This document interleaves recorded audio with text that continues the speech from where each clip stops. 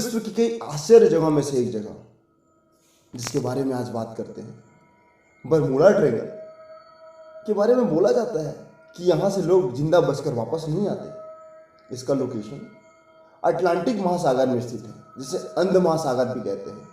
America के पास Cuba में एक त्रिकोण रूप में फैला यह ट्रायंगल है, जिसका एरिया लगभग 3 लाख से 4 लाख किलोमीटर वर्ग है। यह एरिया 3 बड़े एरिया से बनाया गया है, मतलब 3 बड़े एरिया को जोड़कर यह एरिया का निर्माण होता है। पहला फ्लोरिडा, दूसरा प्लूटो रिको और तीसरा बरमूडा द्वीप। वैसे तो इस जगह के बारे में ऐसा जो ट्रायंगल के बारे में अगर मैं बात करूँ ना, तो ऐसा कोई ट्रायंगल नहीं है। इसको समझने के लिए आप इसको बनाया गया है।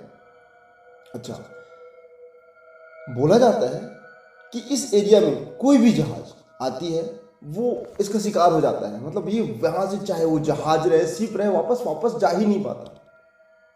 इसके बारे में आज पूरा डिटेल से समझते हैं कि क्या है इसका रहस्य। हेलो दोस्तों, आप सभी का स्वागत है आपके अपने इस YouTube channel motivation by Sandeep Dubey में।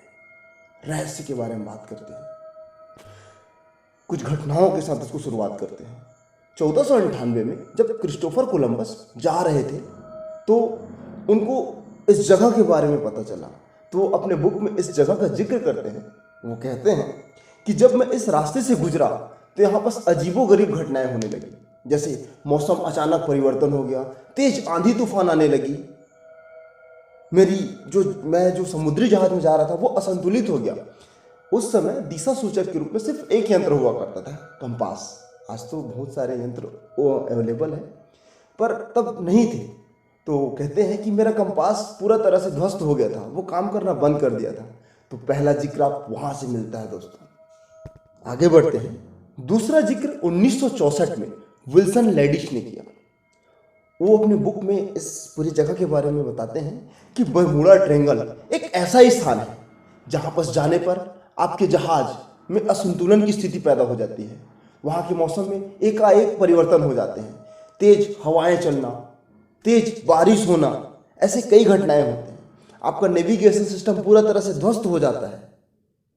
आप अपने आप को, अपने जहाज को संभालने में असमर्थ हो जाते हैं। आप उस गर्त में फंस जाते हैं, उसका शिकार हो जाते हैं और आपके अस्तित्व का पता नहीं चलता। ये जिक्र उस पुस्तक में है और ऐसी और कई घटनाएं हैं। कुछ वास्तविक घटनाओं के साथ आगे बढ़ते हैं। अगस्त 1942 में जब द्वितीय विश्व युद्ध चल रही थी तो अमेरिकन नौसेना के जहाज अपने रूटीन एरिया में थे।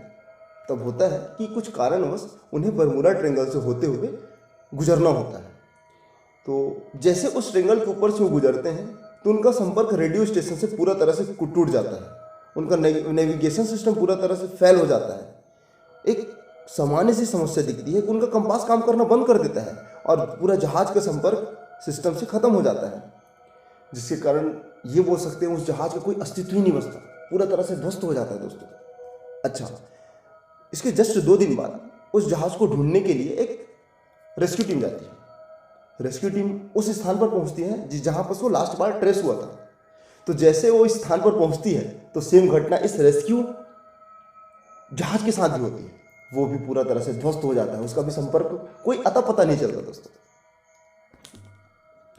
6 महीने बाद दिसंबर 1942 में फिर अमेरिकी नौसेना का जहाज फ्लोरिडा से उड़ान भरता है और बरमूडा ट्रायंगल से होकर गुजरता है। तो बम्बरसर जहाज भी रेडार से गायब हो जाता है। उसके सामने भी सेम वही समस्या होता है। पायलट बताता है कि मेरा नेविगेशन सिस्टम पूरा खराब हो चुका है, मेरा कंपास काम नहीं कर रहा है। अचानक तेज हवाएं चलने लगी, बिजली उत्पन्न होने लगी और ऐसे करते करते वो उसका संपर्क टूट जाता है और उस जहाज के बारे में कुछ अता पता नहीं चलता। कुछ दिन बाद उसको भी ढूंढने एक रेस्क्यू टीम जाता है। सेम उसके साथ भी होता है जो पहले वाले रेस्क्यू टीम के साथ होता है, उसका भी कोई अता पता नहीं चलता, वो भी पूरा तरह से ध्वस्त हो जाता है। एक घटना घटती है 1970 को। एक मात्र ऐसे पायलट होते हैं जो वहाँ से बच के आते हैं, जिनका नाम है ब्रूइस गार्डनर। वो बताते हैं कि जैसे ही बरमूडा ट्रायंगल के पास में हमारा जहाज पहुंचा तो मौसम अचानक बिगड़ गया, तेज आंधी तूफान आने लगी, सामने बादलों का एक गुफा, एक कोहरा टाइप से छा गया। उसे देखकर ऐसे लगता था कि बादलों की गुफाएं हैं, बादलों की पहाड़ है। उसके अंदर जैसे प्रवेश किया, अंदर में कुछ ही दिखाई नहीं दे रहा था। अंदर में प्रवेश होने के बाद रेडियो फ्रीक्वेंसी काम करना बंद कर दिया। मेरा संपर्क रेडियो स्टेशन से, जो बाकी के रेडियो स्टेशन से थे, कहीं से नहीं हो पा रहा था। इलेक्ट्रॉनिक सिस्टम पूरा तरह से ध्वस्त हो गया था। जहाज की रफ्तार इतनी तेज हो गई कि मैं संभालने में असमर्थ रहा।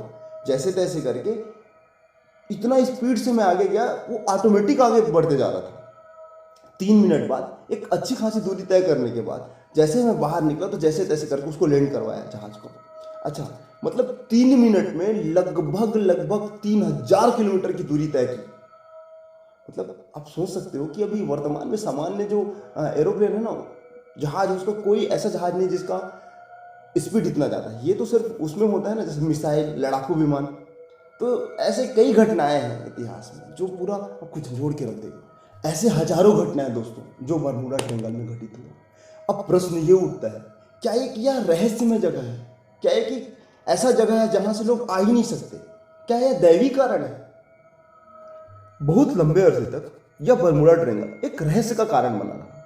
लोगों को लगता था कि इस स्थान से गुजरने के बाद, इस स्थान में ऐसी अदृश्य शक्ति है जिसमें जहाज जैसे गुजरने के बाद वहां उसको अपने अंदर सम्मिलित कर लेता है, खींच लेता है। लेकिन ऐसा कुछ नहीं है दोस्तों, इसलिए इसका पूरे रहस्य पर पर्दा उठ चुका है। एक है घटना, बरमूडा ट्रायंगल दुनिया के 10 सबसे खतरनाक जगहों में भी शामिल नहीं है। इसका मतलब ये है कि इसके पीछे का लॉजिक क्लियर हो चुका है।